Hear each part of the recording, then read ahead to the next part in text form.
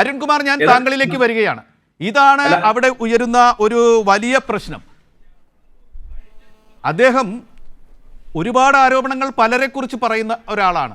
പക്ഷേ ഒരു തെരഞ്ഞെടുപ്പിന്റെ തൊട്ട് മുമ്പ് സ്വന്തം സ്ഥാനാർത്ഥിയെക്കുറിച്ച് വ്യക്തിപരമായ ആരോപണം, ഒരു മുൻ DCC പ്രസിഡന്റിന്റെ മരണത്തിൽ ആഹ്ലാദിച്ചവനാണ് എന്നതടക്കമുള്ള പുതിയ ആരോപണങ്ങൾ അദ്ദേഹം പറയുമ്പോൾ അത് വസ്തുതയാണെന്നോ അദ്ദേഹത്തിൻ്റെ ക്രെഡിബിലിറ്റിയുടെ ഗ്രാഫ് വെച്ച് അത് ആധികാരികതയോടുകൂടി മാധ്യമങ്ങളൊക്കെ ഉയർത്തിപ്പിടിക്കണമെന്നോ ഒന്നും ഞാൻ പറയുന്നില്ല.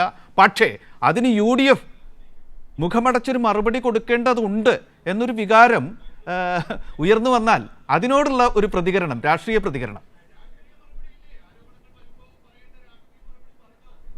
അല്ല, ഒരു തെരഞ്ഞെടുപ്പിൽ മത്സരിക്കുന്ന സ്ഥാനാർത്ഥിയെക്കുറിച്ച് വലിയ ആരോപണങ്ങൾ ഉന്നയിക്കുമ്പോൾ രാഷ്ട്രീയപരമായിട്ട് അതിന് മറുപടി പറയാനുള്ള ഉത്തരവാദിത്വം ഇന്ന് ആ സ്ഥാനാർത്ഥിയുടെ മുന്നണിയുടെ കൺവെൻഷൻ നടക്കുമ്പോൾ സമുന്നതരായിട്ടുള്ള നേതാക്കന്മാരെല്ലാം പങ്കെടുക്കുന്ന കൺവെൻഷനിൽ ആരെങ്കിലും ഒരാൾ അവിടെ ഉയർന്നു വന്ന ആരോപണങ്ങൾക്ക് മറുപടി പറയുക എന്നുള്ളത് സ്വാഭാവികമായിട്ടുള്ള ഒരു രീതിയാണല്ലോ.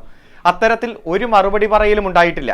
ഏറ്റവും ആദ്യം തന്നെ മുൻ DCC പ്രസിഡന്റും കഴിഞ്ഞ തെരഞ്ഞെടുപ്പിൽ UDFന്റെ സ്ഥാനാർത്ഥിയുമായിട്ടുള്ള ശ്രീ പ്രകാശന്റെ മകളുടെ ഫേസ്ബുക്ക് പോസ്റ്റ് അടക്കം വരുന്ന സാഹചര്യമുണ്ടായി. അതിനുശേഷം നിരവധി ആക്ഷേപങ്ങൾ, ആരോപണങ്ങൾ ഉയർന്നു. പൊതുസമൂഹത്തിൽ അത് വലിയ ചർച്ചയാണ്. അതിനൊന്നും മറുപടി പറയാതെ ഇന്ന് അവിടെ പ്രധാനമായും 4 കാര്യങ്ങളാണ് ശ്രീ KC വേണുഗോപാൽ ഈ കൺവെൻഷൻ ഉദ്ഘാടനം ചെയ്തുകൊണ്ട് പറഞ്ഞത്. ഒന്ന്, അദ്ദേഹം പറഞ്ഞത് തൃശൂർ മണ്ഡലത്തിൽ സുരേഷ് ഗോപി വിജയിച്ച കാര്യമാണ്.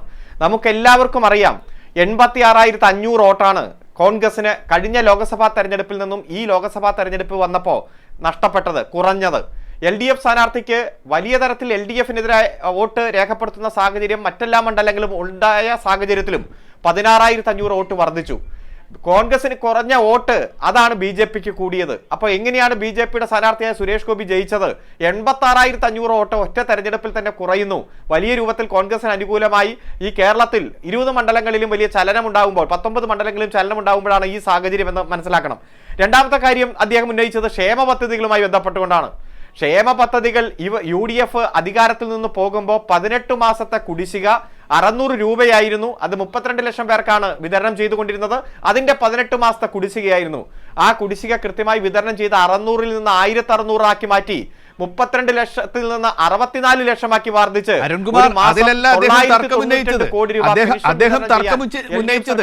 തെരഞ്ഞെടുപ്പിന് മുമ്പ് അത് കൊടുക്കുന്നു, അപ്പോൾ അത് കൈക്കൂലിയായി മാറുന്നു എന്നാണ്. അത് കൈക്കൂലിയാണ് എന്ന്, ക്ഷേമ പെൻഷൻ കൈക്കൂലിയാണെന്ന് വിശേഷിപ്പിച്ചു. അത് വാങ്ങുന്ന നിസ്സഹായരായ മനുഷ്യരെ കൈക്കൂലി വാങ്ങുന്നവരായി ചിത്രീകരിച്ചു. അങ്ങനെയല്ലേ അതിൻ്റെ ഒരു സാമൂഹ്യ പ്രത്യാഘാതം ഉണ്ടാകുന്നത്? അരുൺകുമാർ അത് കാണുന്നില്ലേ? എന്നാൽ കൃത്യമായി ഈ തെരഞ്ഞെടുപ്പ് പ്രഖ്യാപിച്ചത് മെയ് മാസം 25-ാം തീയതിയാണല്ലോ. ശ്രീ അൻവർ രാജിവെച്ചത് തന്നെ 2025 ജനുവരി മാസമാണ്. ജനുവരി 13 എൻ്റെ ഓർമ്മ. അതിനും മാസങ്ങൾക്ക് മുമ്പ് റൂൾ 30 പ്രകാരം നിയമസഭയിൽ ചർച്ച നടക്കുമ്പോൾ എൻ്റെ ഗവൺമെന്റിന് ക്ഷേമ പെൻഷനിൽ കുടിശ്ശിക വരുത്താനുള്ള കാരണം ഇന്നതാണെന്നും 6 മാസത്തെ കുടിശ്ശികയായിട്ടുണ്ട് പെൻഷൻ എന്നും അത് സമയബന്ധിതമായി ഇന്ന മാസങ്ങളിൽ നടത്തി പൂർത്തീകരിക്കുമെന്നും ഓരോ മാസം കൊടുക്കുന്ന പെൻഷനോടൊപ്പം അഡീഷണലായി കുടിശ്ശികയുള്ള പെൻഷൻ കൂടി വിതരണം ചെയ്യുമെന്നും, മാർച്ച് മാസത്തിൽ 2 മാസത്തെ കുടിശ്ശിക കൊടുക്കും, മെയ് മാസത്തിൽ 2 മാസത്തെ കുടിശ്ശിക കൊടുക്കും. അങ്ങനെ മെയ് അവസാനത്തോടെ, ജൂൺ മാസത്തോടെ കുടിശ്ശിക പൂർണ്ണമായി വിതരണം ചെയ്തുകൊണ്ട് എൻ്റെ ഗവൺമെന്റ് ഈ തൊഴിലാളികൾക്കും കർഷകർക്കുമുള്ള പെൻഷൻ വിതരണത്തിൽ ഒരു പാകപ്പിഴയും വരുത്തില്ല. അതിനുള്ള സാഹചര്യങ്ങളെല്ലാം വിശദീകരിച്ചുകൊണ്ട് മുഖ്യമന്ത്രി മറുപടി പറഞ്ഞതാണ്. ഏതെങ്കിലും തരത്തിൽ തെരഞ്ഞെടുപ്പ് പ്രഖ്യാപിച്ചിട്ടല്ല കുടിശ്ശിക വിതരണം ചെയ്യാൻ തീരുമാനിച്ചത്, വളരെ നേരത്തെ തന്നെയാണ്. ഇവിടെ നമുക്കറിയാം 6 പേരെ എടുത്താൽ അതിലൊരാൾ പെൻഷൻ വാങ്ങിക്കുന്നവരാണ് ഈ കേരളത്തിൽ. 3.5 കോടി ജനസംഖ്യ, 64 ലക്ഷം പേർക്ക് പെൻഷൻ. അപ്പൊ അവരെ അപമാനിക്കുന്ന രീതിയാണ് ഇവിടെ ചെയ്തത്. മറ്റൊന്ന്, പൂരം കലക്കിയതുമായി ബന്ധപ്പെട്ടുകൊണ്ട് ആരാണ് പ്രത്യേക വാഹനത്തിൽ പൂരം കലക്കാൻ വന്നത്, അർദ്ധരാത്രി ഇരുട്ടിന്റെ മറവിൽ അവിടെ വന്ന് ഇറങ്ങിയത്, അദ്ദേഹം തെരഞ്ഞെടുപ്പിൽ മത്സരിച്ച് ജയിച്ചത്, ഇതൊക്കെ നമ്മുടെ മുന്നിലുണ്ട്. അപ്പൊ വസ്തുതാവിരുദ്ധമായ ആരോപണങ്ങൾ തുടരെയായിട്ട് ഉന്നയിച്ച് പരാജയപ്പെടുക, എന്നിരുന്നാലും വീണ്ടും ഉന്നയിക്കുക നമ്മൾ കണ്ടുകൊണ്ടിരിക്കുകയാണ്. കഴിഞ്ഞ 9 വർഷമായി കേരളത്തിന്റെ പൊതുസമൂഹത്തിൽ UDFോ BJPയോ മാധ്യമങ്ങളിൽ ഭൂരിഭാഗം മാധ്യമങ്ങളും ഉന്നയിച്ച ഒരാരോപണം പോലും ശരിവെക്കുന്ന സാഹചര്യം ഉണ്ടായില്ല. പലതവണ കോടതിയെ സമീപിച്ചു, അഴിമതി എന്നെല്ലാം പറഞ്ഞ്.